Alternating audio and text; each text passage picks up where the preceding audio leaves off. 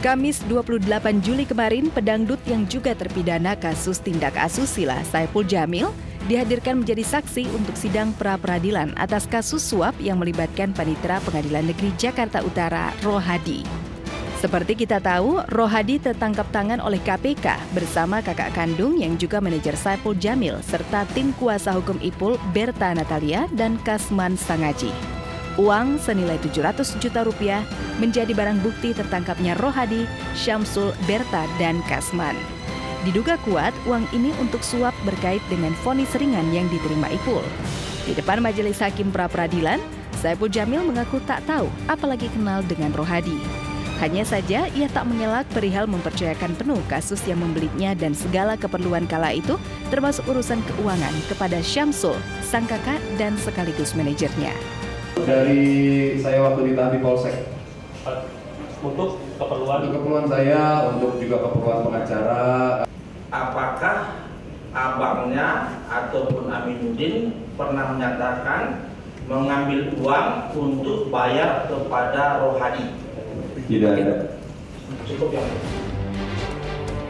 Tim kuasa hukum KPK sempat bertanya soal vonis sangat ringan yang dijatuhkan Hakim Pengadilan Negeri Jakarta Utara kepada Saipul Jamil. Kemudian menyinggung pula sikap tenang dan reaksi Ipul beberapa saat setelah palu diketuk. Karena justru dari sinilah tim penyidik KPK mengendus ada sesuatu yang tak beres dan berujung pada tertangkap tangannya Rohadi, kakak Ipul, dan 2 tim kuasa hukum Ipul. Nah, waktu saya menjawab, kebetulan jawab pada saat itu saya kagak ingat saya ngomong apa. Karena tahu sendiri bahwa seorang yang terpidana itu kadang-kadang ngomong apapun seakan-akan seperti serius gitu. Jadi memang jiwa saya dalam keadaan labil seperti itu. cukup ya. Usai memberi kesaksian di persidangan, Ipul pun langsung dicecar oleh sejumlah media. Mantan suami Dewi Persik ini mengaku tak tahu menahu persoalan uang dan upaya suap. Ia juga kembali mencoba membantah keras bahwa dirinya mengenal Rohadi. Saya yang jelas,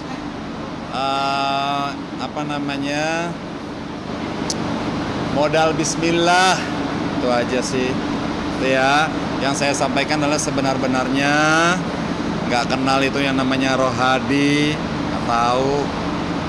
nggak tahu bener-bener. Malah panitera yang saya lihat selama ini di pengadilan tuh anak-anak orangnya muda.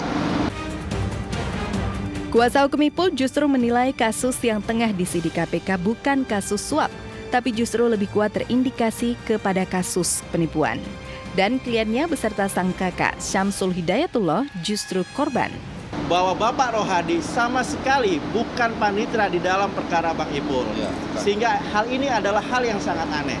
Kami yakin di dalam kasus ini terdapat kemungkinan. Apakah kasus ini kasus penyuapan atau jangan-jangan kasus penipuan? Hidup di balik terali, nama yang terpuruk di dasar jurang menjadi realitas Saipul Jamil. Tapi itu pun belum cukup.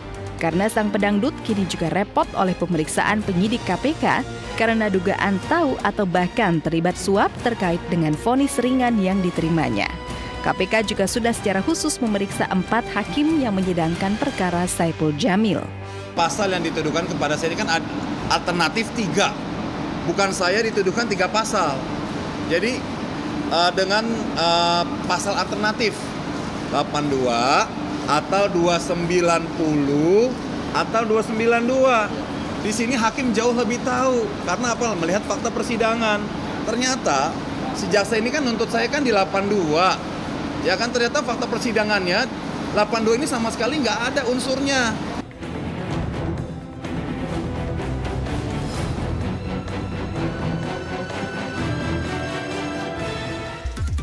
Jadi Saipul Jamil ini bilangnya nggak tahu apa-apa, pokoknya ini semua urusannya itu dia bismillah doang gitu ya, dan insya Allah bakal beres semua, alhamdulillah gitu ya. Ya pokoknya, tapi kalau Eliza kalau kita lihat memang sebenarnya kita nggak tahu nih kebenaran pemberitaannya ya, karena sudah jatuh tertimpa tangga gedebuk gitu kalau menurut saya sih ya istilahnya. Ada aja masalah yang datang gitu ya buat dia ya. Jadi masalah kebenaran iya atau tidak mengenai uang suap itu ya pokoknya kita kembalikan lagi dan nanti di hasil sidang akhir. Tapi kalau kita lihat tadi Bang Ipul seperti mukanya fresh, segar, happy aja gitu dia ya. Yang penting Bang Ipulnya sehat, bisa melewati semua proses ini dan juga pembelajaran kejadian kemarin ini menjadi pembelajaran yang sangat berharga juga buat Saiful Jamil. Betul ya? Sekali. Oke, baiklah. Dan kita ada berita selanjutnya nih, ada dari pasangan muda belia, Verrell Bramasta dan juga Naisha Marcella. Kamu tahu mereka pacaran ya?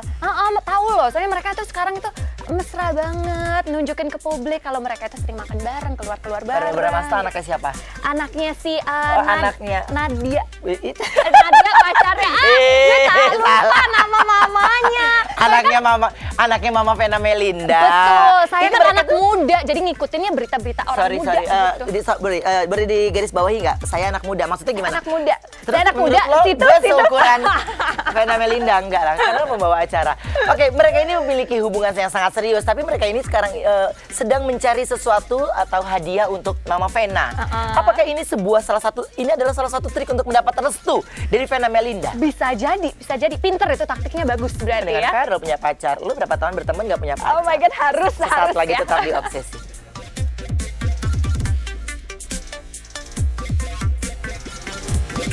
Kita tadi sempat berdebat sih, jadi aku pinginnya tas yang ini, Nasya tas yang satu lagi. Cuman ujung-ujungnya aku tetap percaya